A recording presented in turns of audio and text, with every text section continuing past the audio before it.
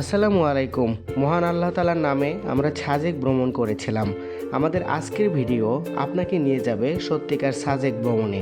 সম্পূর্ণ ভিডিও দেখলে আপনার সাজেক ভ্রমণের পাশাপাশি বিস্তারিত তথ্য, ভ্রমণ খরচ, অন্যান্য সকল সাসপেন্স সম্পর্কে জেনে যাবেন।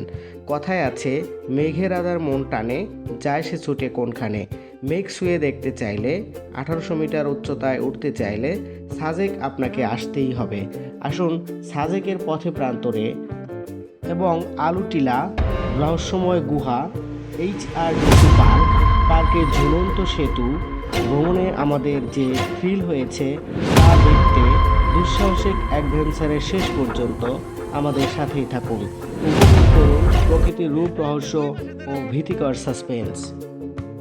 মূলত ঢাকা থেকে শুরু করে আবার ঢাকা ফেরা পর্যন্ত আমাদের এই ভ্রমণ তথ্য থাকবে। আপনারা যারা গ্রাম থেকে আসবেন তারা গ্রামের কস্টটি অ্যাডজাস্ট করে নেবেন।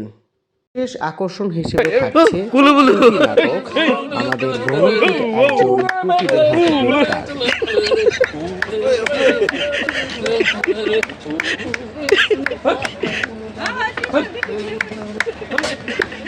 এই ভদ্র স্যার কুলুকুলু করে রাখে খালি গুতায়।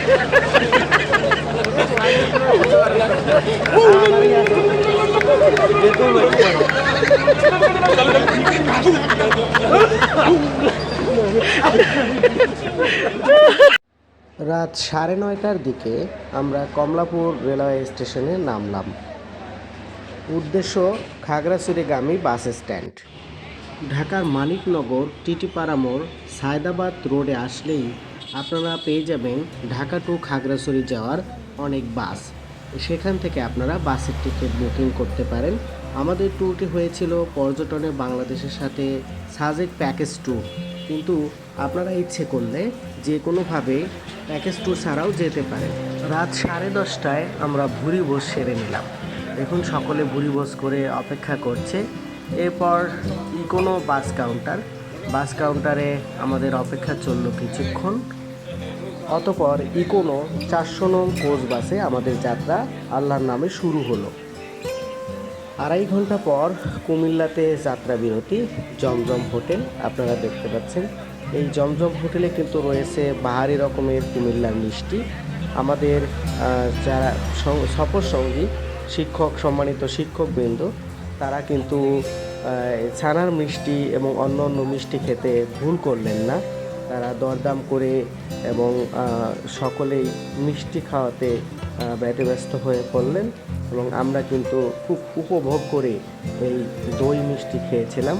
আপনারা দেখতে পাচ্ছেন পাহাড়ি রকমের দই মিষ্টি রয়েছে এখানে এবং রয়েছে ক্রেতা বিক্রেতার ভিড়ও। আপনারা দেখতে পাচ্ছেন যে আমাদের সিনিয়র শিক্ষক যারা, তারা কিন্তু মিষ্টি পছন্দ করছেন এবং এই মিষ্টি খেতে আমরা ভুল করলাম না। বাসের সিটে চোখ মেলে যখনই শরীর এলিয়ে দিয়েছি, তখনই হঠাৎ অনুভব করলাম যে মস্তিষ্কে সিগন্যাল দিচ্ছে গাড়ি এঁকে বেঁকে চলছে। চোখ খুলতেই দেখি একেবারে কুয়াশায় ভেজা, অন্ধকারাচ্ছন্ন পাহাড়ের আঁকাবাঁকা রাস্তা। পাহাড়ের আঁকাবাঁকা রাস্তা দিয়ে যখন গাড়ি চলছে, তখন আমাদের সহযাত্রী যারা ছিলেন ভ্রমণ পিপাসু, তারা কিন্তু কেউই চোখ বন্ধ রাখতে পারলেন না। রাতের বেলা পাহাড়ের এই আঁকাবাঁকা রাস্তা উপভোগ করার জন্য এবং ভিডিও করার জন্য অনেকেই ব্যতিব্যস্ত হয়ে পড়লেন। আমরা বহু দূর পর্যন্ত দেখলাম যে গাড়ি একবার নামছে আবার উঠছে, নামছে আবার উঠছে। এভাবেই এই খাগড়াছড়ির সৌন্দর্যমণ্ডিত পাহাড়ে কিন্তু আমাদের গাড়ি প্রবেশ করে এবং গাড়ি প্রবেশ করার পর এঁকে বেঁকে চলতে থাকে। আমরাও এই সৌন্দর্য উপভোগের জন্য সকলে জেগে উপভোগ করতে থাকি। রাত জাগা এক পাহাড় ভ্রমণের অভিজ্ঞতা।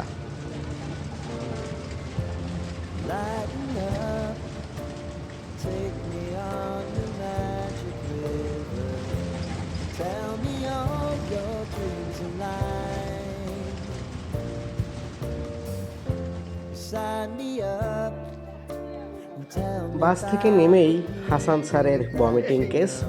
এই পাহাড়ের আঁকাবাঁকা রাস্তা যখন বাসে ভ্রমণ হচ্ছিল, তখন হাসান স্যারের অবস্থা কিন্তু একেবারেই করুণ। আমরা বাস থেকে নেমে পড়লাম জালিয়াপাড়া নামে একটি জায়গায়, খাগড়াছড়ির রামগড়ে। এখান থেকে মহলছড়ি 24 কিলোমিটার, রামগড় 19 কিলোমিটার এবং খাগড়াছড়ি 33 কিলোমিটার। এখান থেকে আমাদের গাইড, আমাদের প্রিয় রুবেল ভাই আমাদেরকে পিক করলেন একটি চাঁদের গাড়ি নামে। সেই চাঁদের গাড়ি দিয়ে আমরা প্রায় 1 ঘন্টার মতো অতিবাহিত করে চলে গেলাম সেই মহাজনপাড়া মসজিদে। মহাজনপাড়া মসজিদে আমাদের ফজরের নামাজ আদায় হলো। অতঃপর নির্মল সকালে আমরা পৌঁছে গেলাম এফএনএফ হোটেল। এফএনএফ হোটেলেই আমাদের সকালে নাস্তা করবার কথা। এই এফএনএফ হোটেলটি কিন্তু খাগড়াছড়ি সদরে অবস্থিত মহাজনপাড়ায়, এবং এই জায়গাটিতে এখন হোটেলটিকে খুব সুন্দরভাবে সাজানো হয়েছে। আমরা এই হোটেলে নাস্তার জন্য অপেক্ষা করছিলাম। আমার পিছনে কিন্তু রয়েছে আমাদের শ্রদ্ধেয় ভারপ্রাপ্ত সহকারী প্রধান শিক্ষক রেজাউল স্যার। এবং এরপর নাস্তা শেষ করে আমরা চাঁদের গাড়ি দিয়ে আবারও রওনা দিলাম সেই বাঘাইহাটের উদ্দেশ্যে।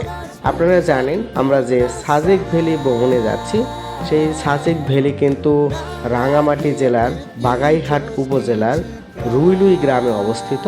অর্থাৎ রুইলুই গ্রামটি কিন্তু সাজেক ভ্যালি, সাজেক ইউনিয়নের রুইলুই গ্রাম, সেই গ্রামে অবস্থিত। বাঘাইহাটের উদ্দেশ্যে আমাদের যাত্রা শুরু হলো এবং সেই চিরচেনা পাহাড়ি রাস্তা এঁকে বেঁকে চলছে। অনেক উৎকণ্ঠা, আবেগ, কখনো এত গাড়ি নিচের দিকে যাচ্ছে যে ভয়ে সবাই কাঁপছে, আবার কখনো গাড়ি এত উপর দিকে উঠছে, খাড়া উপর দিকে, আল্লাহু আকবার আল্লাহু আকবার ধ্বনি হচ্ছে ভয়ে। আপনারা নিশ্চয়ই জানেন যে ভ্রমণের সময় ভয় ভীতি সময় কিন্তু মহান আল্লাহ তাআলার নাম অটোমেটিক উচ্চারিত হতে থাকে। আমরা বাঘাইহাট আর্মি ক্যাম্পে চলে এসেছি। এই যে দেখতে পাচ্ছেন বাঘাইহাট আর্মি ক্যাম্প, এই আর্মি ক্যাম্প থেকেই কিন্তু সকল গাড়ি একত্রিত হওয়ার পর সকল গাড়ি দিনের বেলা দুইবার, একবার 10:30 থেকে 11টার মধ্যে আর একবার 3:30 থেকে 4টার মধ্যে গাড়ি ছাড়ে। আপনাদের কিন্তু এই দুইটা টাইম ছাড়া এবং আর্মি প্রোটেকশন ছাড়া ভ্রমণের আর কোনো সুযোগ নেই। আপনারা দেখতে পাচ্ছেন সবাই কিন্তু এই চাঁদের গাড়ি থেকে নেমে অপেক্ষা করছে। অনেকেই কিন্তু ফলমূলের দোকানে ভিড় করছে ফলমূল খাওয়ার জন্য।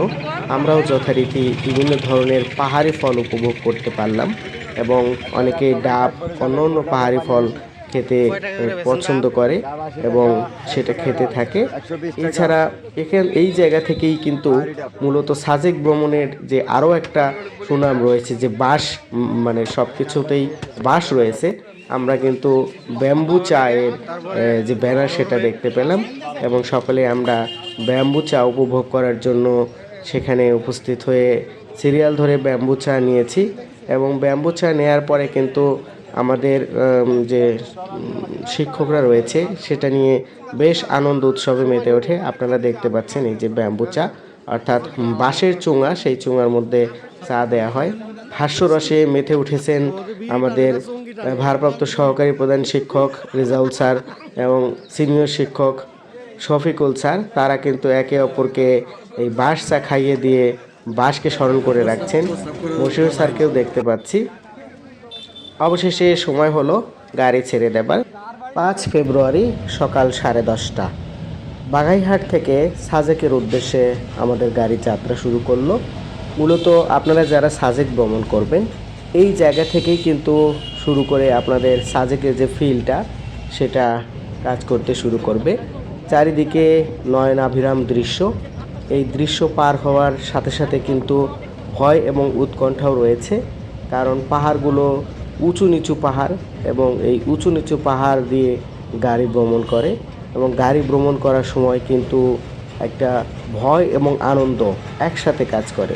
আপনারা দেখতে পাচ্ছেন যে গাড়িগুলো কীভাবে নিচের দিকে নামছে, আবার একই সাথে কিন্তু পাহাড়ের উঁচু পর্বত পর্যন্ত গাড়িগুলোকে উঠতে হয়। অনেক সময়ই এই গাড়িগুলোর যাত্রার পথে আমাদেরকে অনেক ভীতির সঞ্চার করেছে। আপনাদের যাদের হার্ট অনেক বেশি দুর্বল এবং যারা যাত্রাপথে ভয় পান, বিশেষ করে বন্ধুর পথগুলোতে, এই যে উঁচু নিচু পাহাড়ি রাস্তা, বিপজ্জনক রাস্তা, এই রাস্তাগুলোতে তাদের ক্ষেত্রে কিন্তু সাজেক ভ্রমণ খুব কঠিন। অর্থাৎ কখনো কখনো এরকম অবস্থা তৈরি হয় যে সাজেক ভ্রমণের সময় একেবারে সর্বোচ্চ চূড়ায় পৌঁছানোর আগে গাড়ি থেমে যায় এবং অনেক গাড়িকেই রাস্তাতে দেখা যায় যে আটকে গেছে এবং অনেক গাড়ি উপর পর্যন্ত উঠতে পারে না। সেক্ষেত্রে কিন্তু যাত্রীদের নেমে যেতে হয়, কখনো কখনো হেঁটে যেতে হয়। আমাদের ক্ষেত্রেও ঠিক এই একই রকম ঘটনা ঘটেছে এবং সাজেকের ঠিক 5 কিলোমিটার পূর্বে সবথেকে উঁচু পাহাড়টি অতিক্রম করতে হয়। এই উঁচু পাহাড় অতিক্রম করার সময় কিন্তু আমাদের গাড়ি আটকে যায়। বাগাইহাট থেকে সাজেকে যেতে আপনাকে পাড়ি দিতে হবে 34 কিলোমিটার রাস্তা, অর্থাৎ বাগাইহাট থেকে সাজেক ইউনিয়নের দূরত্ব 34 কিলোমিটার। সামনে আপনারা নিরাপত্তা চৌকিতে পেয়ে যাবেন মাসালাং আর্মি ক্যাম্প। এই মাসালাং আর্মি ক্যাম্পে গাড়ি অনেক স্লো করতে হয়, এখানে চেকপোস্ট রয়েছে। এরপর দেখুন আমরা এগিয়ে যাচ্ছি কিন্তু সাজেকের দিকে। সাজেকের 4 থেকে 5 কিলোমিটার পূর্বে সব থেকে উঁচু পাহাড়টি আপনার সামনে পড়বে, যেটা অতিক্রম করতে হবে। আপনারা দেখতে পাচ্ছেন সেই উঁচু পাহাড়টি, দেখুন রাস্তা দেখা যাচ্ছে এবং গাড়ি কিন্তু সোজা উঠানো একেবারেই অসম্ভব। দেখুন গাড়িটি এঁকে বেঁকে ওঠার চেষ্টা করতেছে এবং এই জায়গাতে কিন্তু একটা ভয়ঙ্কর পরিস্থিতি তৈরি হয়ে গিয়েছিল এবং সবারই মুখ থেকে আল্লাহু আকবার উচ্চারিত হয়েছিল। শেষ পর্যন্ত আর গাড়ি ওঠা সম্ভব হলো না।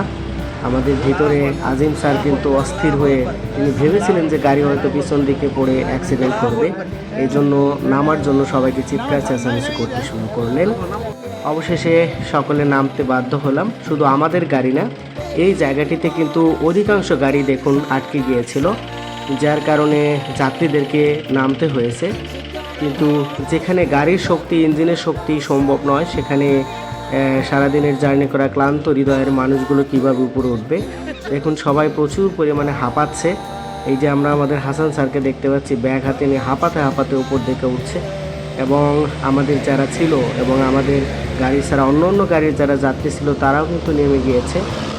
একাধিক গাড়ি সেখানে আটকে যাওয়ার ফলে সকলকে হেঁটে হেঁটে উপরে উঠতে হয়। এই জায়গাটা কিন্তু একটা ভয়ঙ্কর এবং ভীতিকর পরিবেশ তৈরি হয়ে গিয়েছিল, আমাদের সেটা স্মরণে থাকবে। আপনারা যারা অতিক্রম করবেন এই জায়গাটি নিশ্চয়ই আপনারা সাবধানতার সাথে অতিক্রম করবেন, যদি ব্যক্তিগত গাড়ি হয় আরও সাবধানতা অবলম্বন করবেন। আলহামদুলিল্লাহ, অবশেষে আমরা সাজেক ভ্যালিতে পৌঁছে গেলাম। সাজেক বাংলাদেশের সবথেকে বড় ইউনিয়ন, যার আয়তন 702 বর্গ মাইল। এর উত্তরে ভারতের ত্রিপুরা, দক্ষিণে রাঙামাটির লংদু, পূর্বে ভারতের মিজোরাম এবং পশ্চিমে খাগড়াছড়ির দীঘিনালা উপজেলা। এখন হোটেল বেছে নেবার পালা, অর্থাৎ রিসোর্ট। সাজেকে কিন্তু প্রায় 150টিরও বেশি রিসোর্ট রয়েছে। তবুও আপনারা যারা ছুটির দিনে যাবেন তারা আগে থেকে রিসোর্ট বুক করে রাখবেন। আমাদের যে রিসোর্টটি ছিল সেই রিসোর্টটি ভারত ভিউ ছিল। ভারত ভিউ রিসোর্টগুলোর দাম একটু বেশি হয়ে থাকে। আপনারা দেখছেন খুমসাই, চেঙ্গি, মাচালাং, কাচালাং আমাদের রিসোর্টের রুমগুলোর নাম। আমরা রিসোর্টের নাম বলছি না, আপনারা যারা যাবেন তারা এই নামগুলো দিয়ে খুঁজে নেবার চেষ্টা করবেন, এটা একটা রহস্য থাকুক। আপনারা দেখছেন ভারত ভিউ, এই যে ভারতের মিজোরাম দেখা যাচ্ছে। এছাড়া কিন্তু অনেকগুলো রিসোর্ট কিন্তু রয়েছে, আপনারা দেখতে পাচ্ছেন। আপনাদের পছন্দ মতো রিসোর্ট আপনারা প্রি বুকিংও করতে পারেন, অথবা ওখানে গিয়েও আপনারা রিসোর্ট বুকিং করতে পারেন যদি ছুটির দিন না হয়। এই রিসোর্টগুলো 2500 টাকা থেকে 3000 এবং 4000, সর্বোচ্চ 5000 টাকার মধ্যে।